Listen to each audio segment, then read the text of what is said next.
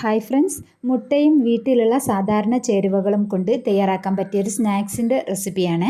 നോമ്പ് തുറക്കുന്ന സമയത്തേക്കൊക്കെ വളരെ സിമ്പിളായിട്ട് തയ്യാറാക്കാൻ പറ്റിയ നല്ലൊരു സ്നാക്സാണ് കേട്ടോ ഇത്. വീഡിയോ ഇഷ്ടപ്പെട്ടാൽ ലൈക്ക് ചെയ്യാനും കമൻറ്റ് ചെയ്യാനും ചാനൽ സബ്സ്ക്രൈബ് ചെയ്ത് സപ്പോർട്ട് ചെയ്യാനും മറക്കരുത്. ആദ്യം നമുക്കിതിലേക്കുള്ള ഉരുളക്കിഴങ്ങൊന്ന് വേവിച്ചെടുക്കാം. അത്യാവശ്യം വലിയ 4 ഉരുളക്കിഴങ്ങാണ് ഞാൻ എടുത്തത്. ഇത് മുങ്ങി നിൽക്കാൻ ആവശ്യമുള്ള വെള്ളം ഒഴിച്ചു കൊടുക്കാം. 1.5 ടീസ്പൂൺ ഉപ്പും ചേർത്ത് കൊടുക്കാം. ഇനി ഇത് ഒരു 3-4 ഫുൾ ഫ്ലെയിമിൽ 3-4 വിസിൽ വരുന്നത് വരെ ഒന്ന് വേവിച്ചെടുക്കാം. വേവിച്ചെടുത്തതിന് ശേഷം ഇത് നന്നായിട്ടൊന്ന് ഉടച്ചെടുക്കാം. വേവിച്ച് കഴിഞ്ഞിട്ടുണ്ടെങ്കിൽ പ്രഷർ പോയതിന് ശേഷം പെട്ടെന്ന് തന്നെ വെള്ളത്തിൽ നിന്ന് മാറ്റിയെടുക്കണം കേട്ടോ. ഇനി ഇതിലേക്ക് വേണ്ടത് 5 മുട്ടയാണ്. ഇതൊന്ന് പുഴുങ്ങിയെടുക്കണം. ഉരുളക്കിഴങ്ങ് വേവുന്ന സമയത്ത് തന്നെ പുഴുങ്ങിയെടുത്താൽ മതിയേ. ഇനി ഒരു പാനിലേക്ക് 2.5 ടേബിൾ സ്പൂൺ വെളിച്ചെണ്ണ ഒഴിച്ചു കൊടുക്കാം. ഇതിലേക്ക് ഒരു മീഡിയം സൈസിലുള്ള സവാള ചെറുതായിട്ട് കട്ട് ചെയ്തിട്ട് അതും ചേർത്ത് കൊടുക്കാം. സവാള ചെറുതായിട്ടൊന്ന് വഴന്നതിന് ശേഷം ഇതിലേക്ക് 2 പച്ചമുളക് ചെറുതായിട്ടൊന്ന് കട്ട് ചെയ്തിട്ട് അതും ചേർത്ത് കൊടുക്കാം. ഇതിലേക്ക് കുറച്ച് കറിവേപ്പില കട്ട് ചെയ്ത് അതും ചേർത്ത് കൊടുക്കാം. ഇനി ഇത് കുറച്ച് സമയം ഒന്ന് ഇളക്കി കൊടുക്കാം. സവാള ഓവറായിട്ട് വെന്ത് കുഴഞ്ഞു പോകേണ്ട, ജസ്റ്റ് ഒന്ന് വാടി വന്നാൽ മതി. ഇനി ഇതിലേക്ക് 1 ടീസ്പൂൺ കുരുമുളക് പൊടി, 1/2 ടീസ്പൂൺ ഗരം മസാല, 1/4 ടീസ്പൂൺ വലിയ ജീരകം പൊടിച്ചത്, 1 ടീസ്പൂൺ മല്ലിപ്പൊടി എന്നിവ ചേർത്ത് കൊടുത്തിട്ട് ഒന്ന് നന്നായിട്ടൊന്ന് ഇളക്കി കൊടുക്കാം. ഗരം മസാല ഇല്ലെങ്കിൽ നമ്മളെ കയ്യിൽ വേറെ എന്തെങ്കിലും മസാല ഉണ്ടെങ്കിൽ അത് ചേർത്ത് കൊടുത്താലും മതി.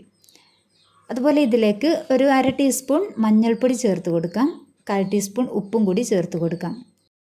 ഉരുളക്കിഴങ്ങിൽ നമ്മൾ ഉപ്പ് ചേർത്ത് വേവിച്ചതാണ്, അപ്പോൾ സവാളയിൽ കുറച്ച് ചേർത്ത് കൊടുക്കാം. എന്നിട്ട് ഇത് രണ്ടും കൂടി മിക്സ് ആക്കിയതിന് ശേഷം വേണമെങ്കിൽ ചേർത്ത് കൊടുത്താൽ മതി. ഇതിലേക്കൊരു 1/2 ടീസ്പൂൺ മുളക് പൊടി കൂടി ചേർത്ത് കൊടുക്കണം കേട്ടോ. അത് ആദ്യം തന്നെ ചേർത്ത് കൊടുക്കാം. ചേർത്ത് കൊടുത്തിട്ട് നന്നായിട്ടൊന്ന് മിക്സ് ആക്കിയെടുക്കാം. ഇനി മസാലകളൊക്കെ നന്നായിട്ടൊന്ന് മിക്സ് ആയതിന് ശേഷം നമ്മൾ വേവിച്ച് ഉടച്ച് വെച്ചിട്ടുള്ള ഉരുളക്കിഴങ്ങിലേക്ക് ഇട്ട് കൊടുക്കാം.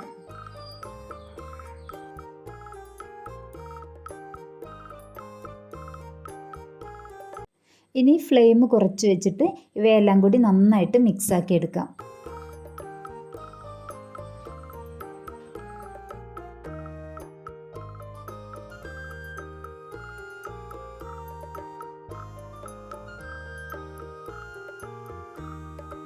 ഉരുളക്കിഴങ്ങും മസാലയൊക്കെ നന്നായിട്ട് മിക്സ് ആയതിനു ശേഷം നോക്കിയിട്ട് ഉപ്പ് വേണമെങ്കിൽ കുറച്ചുകൂടെ ചേർത്ത് കൊടുക്കാം. ഇനി ഇതിലേക്ക് കുറച്ച് മല്ലിയില ചെറുതായിട്ട് കട്ട് ചെയ്തിട്ട് അതും കൂടി ചേർത്ത് കൊടുക്കാം. ഒന്നുകൂടി ഒന്ന് മിക്സ് ആക്കി എടുക്കാം. ഇനി നമുക്ക് ഫ്ലെയിം ഓഫ് ചെയ്യാം.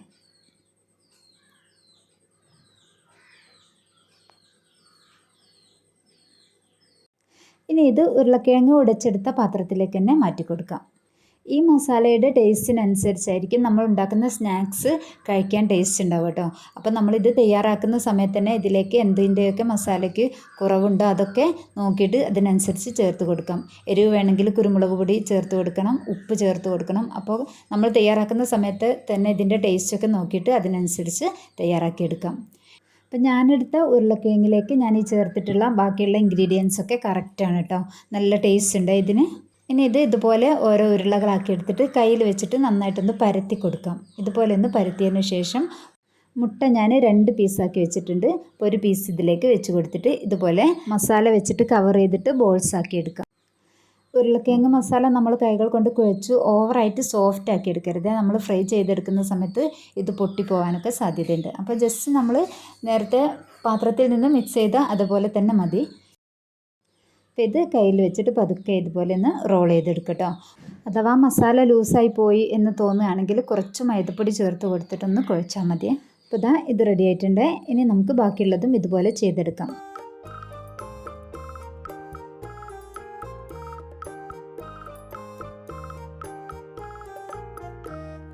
മുട്ട വേണമെങ്കിൽ നമുക്ക് 4 പീസായിട്ട് കട്ട് ചെയ്തിട്ടും ചെയ്തെടുക്കാം.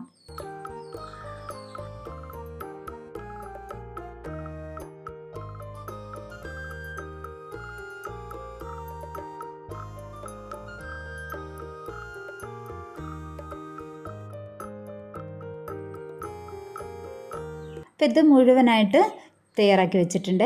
ഇനി ഞാൻ ഒരു ബൗളിലേക്ക് 2 മുട്ട എടുത്തിട്ടുണ്ട്. ഇതിലേക്ക് ഒരു 1/4 ടീസ്പൂൺ ഉപ്പും കൂടി ചേർത്ത് കൊടുത്തിട്ടുണ്ട്. ഇനി ഇത് നന്നായിട്ടൊന്ന് ബീറ്റാക്കി എടുക്കാം. നമ്മൾ തയ്യാറാക്കി വെച്ചിട്ടുള്ള ബോൾസ് ഒന്ന് ഡിപ്പ് ചെയ്യാനുള്ളതാണ്. അപ്പോൾ ഈ ബോൾസിന് കറക്റ്റായിട്ട് ഒരു മുട്ടയൊക്കെ മതിയാവും കേട്ടോ. അപ്പോൾ ഞാൻ 2 എണ്ണം എടുത്തു എന്നേ ഉള്ളൂ, നിങ്ങൾ എടുക്കുന്ന സമയത്ത് 1 മതിയാവും. അപ്പോൾ ഇത് നന്നായിട്ടൊന്ന് മിക്സാക്കി എടുത്തിട്ടുണ്ട്. ഇനി ഇതിലേക്ക് കുറച്ച് റസ്ക് പൊടിച്ചതെടുത്തിട്ടുണ്ട്, അതല്ലെങ്കിൽ ബ്രെഡ് പൊടിച്ചെടുത്താലും മതി, ഏതായാലും കുഴപ്പമില്ല. ഇനി നമ്മൾ തയ്യാറാക്കി വെച്ചിട്ടുള്ള ബോൾസ് ഈ മുട്ടയിലൊന്ന് ഡിപ്പ് ചെയ്യാം.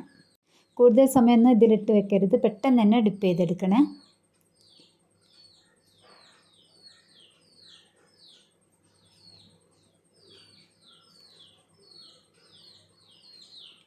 ഇനി ഇത് റസ്ക് പൊടിയിലൊന്ന് കോട്ട് ചെയ്തെടുക്കാം.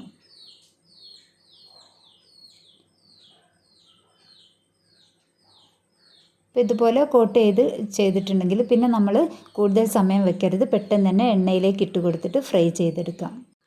എണ്ണ നന്നായിട്ട് ചൂടായതിനു ശേഷം ഒരു മീഡിയം ഫ്ലെയിമിലേക്ക് മാറ്റി കൊടുക്കണേ. കുറച്ച് മീഡിയം ഫ്ലെയിമിലും അതുപോലെ ലോ ഫ്ലെയിമിലേക്കും മാറ്റി കൊടുത്തുകൊണ്ട് ഫ്രൈ ചെയ്തെടുക്കാം. അപ്പം നമ്മൾ കൂടുതൽ എണ്ണയൊക്കെ ഒരുമിച്ച് ഇതുപോലെ തയ്യാറാക്കി വെച്ചിട്ട് ഒരുമിച്ച് ഫ്രൈ ചെയ്തെടുക്കാമെന്ന് വിചാരിക്കരുത്. ഇത് പെട്ടെന്ന് ഉരുളക്കിഴങ്ങ് പെട്ടെന്ന് ലൂസായി പോകും. മുട്ട മിക്സ് ചേരുന്ന സമയത്ത് ഉരുളക്കിഴങ്ങ് പെട്ടെന്ന് ലൂസായിട്ട് നമ്മൾ ഇതുപോലെ ഫ്രൈ ചെയ്തെടുക്കുന്ന സമയത്ത് പൊട്ടിപ്പോവാനൊക്കെ സാധ്യതയുണ്ട്. ഇതിൻ്റെ ഉള്ളിലുള്ള മുട്ടയൊക്കെ പൊട്ടിത്തെറിക്കാനൊക്കെ സാധ്യതയുണ്ട്. അപ്പോൾ നമ്മൾ മുട്ടയിൽ മിക്സ് ചെയ്ത് പെട്ടെന്ന് തന്നെ ക്രംസിൽ കോട്ട് ചെയ്തെടുത്തിട്ട് നേരെ എണ്ണയിലേക്ക് ഇട്ട് കൊടുക്കാം. 1-2 ഒക്കെ തയ്യാറാക്കിയതിന് ശേഷം ഒരുമിച്ചിട്ട് കൊടുക്കാം.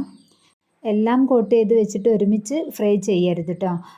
അപ്പോൾ മുട്ടയുടെ മിക്സിൽ ഉരുളക്കിഴങ്ങും അതുപോലെ റസ്ക് പൊടിയൊക്കെ പെട്ടെന്ന് കുതിർന്ന് പോവും. അപ്പോൾ നമ്മൾ ഫ്രൈ ചെയ്തെടുക്കുന്ന സമയത്ത് ഇതങ്ങ് പൊട്ടിപ്പോവും, അതുപോലെ എണ്ണ കുടിച്ചു പോവുകയൊക്കെ ചെയ്യും.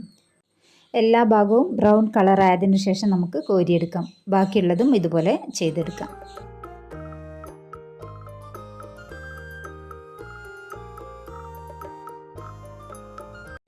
വീട്ടിലുള്ള സാധാരണ ചേരുവകൾ കൊണ്ട് തയ്യാറാക്കാൻ പറ്റിയ നല്ലൊരു സ്നാക്സ് ആണ് കേട്ടോ ഇത്.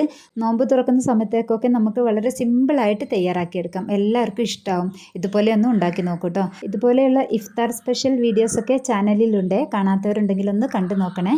വീഡിയോ ഇഷ്ടപ്പെട്ടാൽ ലൈക്ക് ചെയ്യാനും കമൻറ്റ് ചെയ്യാനും ചാനൽ സബ്സ്ക്രൈബ് ചെയ്ത് സപ്പോർട്ട് ചെയ്യാനും മറക്കരുത്. വീഡിയോ ഫ്രണ്ട്സിന് റിലേറ്റീവ്സിനൊക്കെ ഒന്ന് ഷെയർ ചെയ്ത് കൊടുക്കുകയും ചെയ്യണേ. Thanks for watching.